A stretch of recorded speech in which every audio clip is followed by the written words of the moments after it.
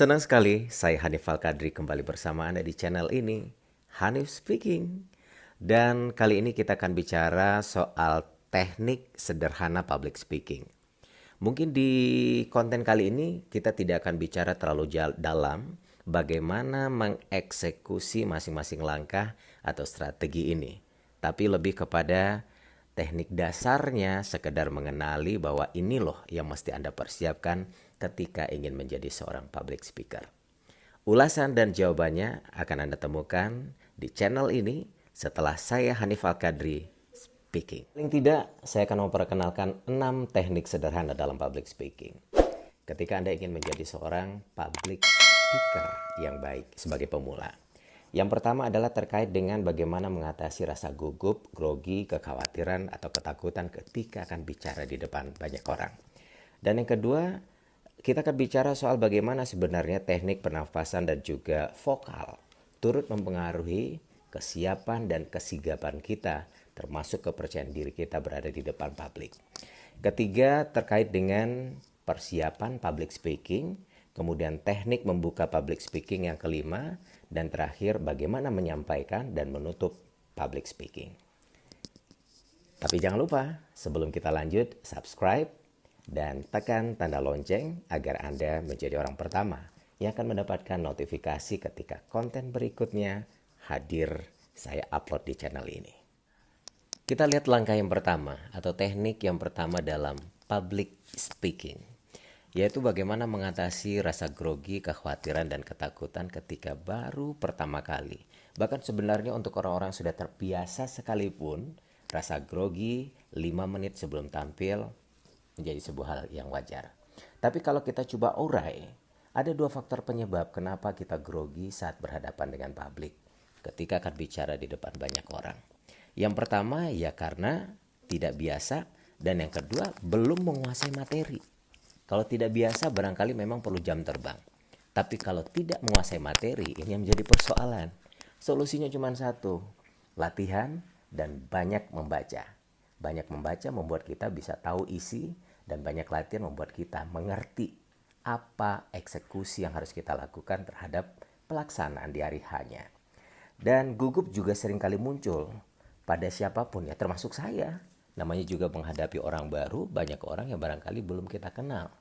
Tapi buat Anda yang pemula, kadang-kadang satu dan beberapa orang yang kita terlalu fokus menyebabkan ada GR tersendiri, sehingga pikiran kita berkecamuk untuk memikirkan seandainya terjadi kesalahan, seandainya saya malu, seandainya, dan ribuan seandainya kata-kata yang muncul dalam pikiran kita.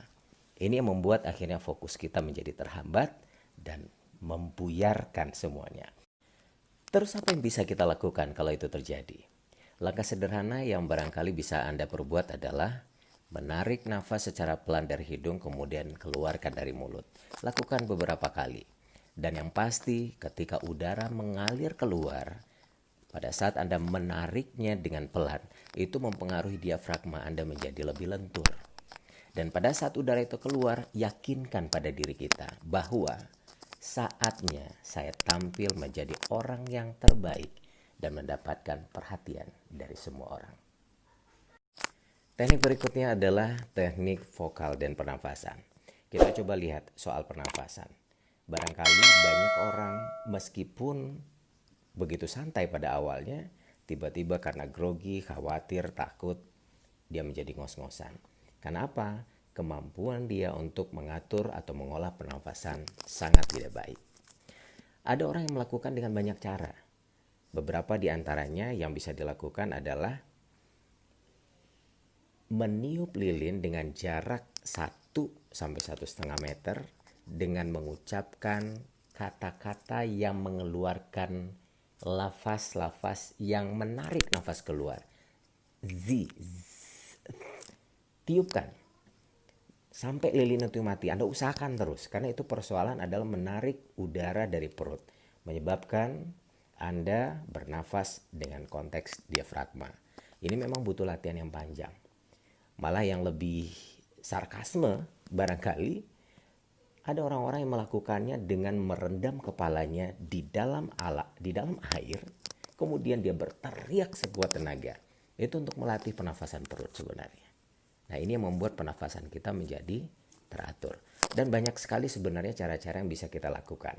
Nanti kita akan coba bahas di konten berikutnya bagaimana teknik vokal dan pernafasan. Terkait dengan teknik vokal, sebenarnya ada beberapa hal yang perlu digarisbawahi.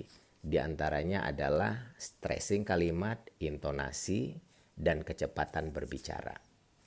Satu juga yang seringkali kesalahan yang dilakukan banyak orang, mengatur kecepatan berbicara itu lebih dianulir melalui proses sadar membuat dia memelankan atau mempercepat cara dia berbicara.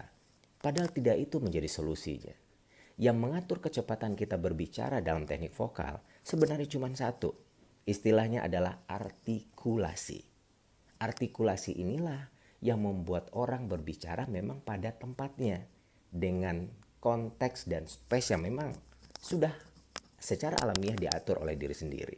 Jadi nggak perlu lagi harus dipercepat atau diperlambat. Artikulasi ini terkait dengan 5 huruf vokal. A, I, U, E, O. Jadi jangan dimacem-macemin.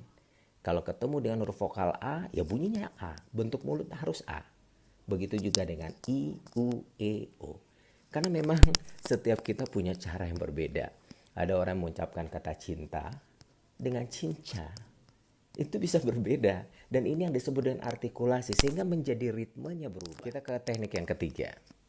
Teknik yang ketiga ini adalah persiapan public speaking. Ada satu istilah yang menjelaskan bahwa practice make perfect. Doesn't it? Artinya apa? Siapa yang melakukan persiapan dengan matang, biasanya dia yang akan mendapatkan semua sesuai dengan harapannya. Semakin kecil latihan yang Anda lakukan, semakin besar kemungkinan terjadi kesalahan atau di luar kemungkinan apa yang menjadi harapan Anda. Jadi kalau memang masih punya banyak waktu, silakan prepare semuanya. Prepare diri, pakaian, cara bicara, intonasi, cara berdiri, gerak tangan, ya termasuk. Coba diolah sedemikian rupa. Karena semakin Anda melatih diri, semakin Anda menguasai materi, semakin yakinlah bahwa segala sesuatu akan sesuai dengan harapan. Dasar yang keempat. Dan ini disebut dengan teknik membuka public speaking. Banyak hal yang bisa dilakukan dan setiap orang di muka bumi ini yang bicara di depan publik punya cara-cara yang berbeda. Tapi secara umum, ketika kita lihat ilustrasi dan garis besarnya adalah jangan pernah memulai perbincangan atau pembicaraan di depan umum straight to the point, langsung ke masalah. Tapi bawa daya tarik dan perhatian audiens Anda untuk sampai ke tahap bahwa Anda memang layak diperhatikan. Apa strategi yang bisa dilakukan? Bahwa memulai segala sesuatu bisa dengan humor, bisa dengan cerita-cerita motivasi atau kisah-kisah yang memberikan dampak dan harapan, tetapi ada kaitan dengan perbincangan yang akan kita lakukan ketika memang Anda berhadapan dengan banyak orang. Khususnya public speaking yang kita bicarakan di sini adalah pidato ataupun presentasi terkait dengan sebuah materi yang ingin Anda sampaikan untuk didengarkan oleh orang lain. Oke, setelah persiapan, teknik yang kelima adalah teknik penyampaian pada saat hari H. Penyampaian materi public speaking. Ada kekhawatiran dari sebagian banyak orang dan mungkin saja bisa terjadi. Tidak ada yang mustahil, apalagi untuk Anda yang tidak punya persiapan matang. Apa yang mungkin terjadi? Blank tiba-tiba pada saat belum memulai. Atau baru memulai tiba-tiba Anda kehilangan kata-kata. Mesti berbicara apa? Yang jelas latihan akan memberikan pengaruh yang baik buat Anda. Apa yang bisa dilakukan? Ada yang bertanya, boleh nggak sih bawa catatan, bawa contekan? Justru boleh. Kalau tidak menggunakan InFocus atau PowerPoint, paling tidak Anda punya catatan poin-poin apa yang akan Anda sampaikan. Jadi ketika lupa, Anda silakan saja. Biarkan terjadi, Anda bisa ambil di poin yang lain. Nanti bisa ditarik kembali ke awal. Tetapi yang diharamkan dalam public speaking ketika kita bicara di depan publik adalah menghafal dan membaca. Ini yang paling menyebabkan problem. Daya tarik menjadi hilang, fokus Anda terhadap materi kelihatan tidak menguasai, dan yang paling mengerikan adalah Anda tidak mendapatkan perhatian dari audiens karena memang Anda tidak pernah memperhatikan siapa audiens Anda. Kita masuk ke teknik terakhir, yaitu teknik keenam adalah teknik dasar menutup public speaking. Ini mungkin menjadi satu hal yang wajar atau biasa dilakukan, tapi seringkali kesalahan-kesalahan kecil ini dilakukan oleh banyak orang. Artinya apa? Ketika sudah mulai menutup, memberikan sinyal menutup pembicaraannya, tiba-tiba balik lagi ke tengah-tengah, balik lagi ke materi, padahal sinyal itu sudah disampaikan kepada khalayak.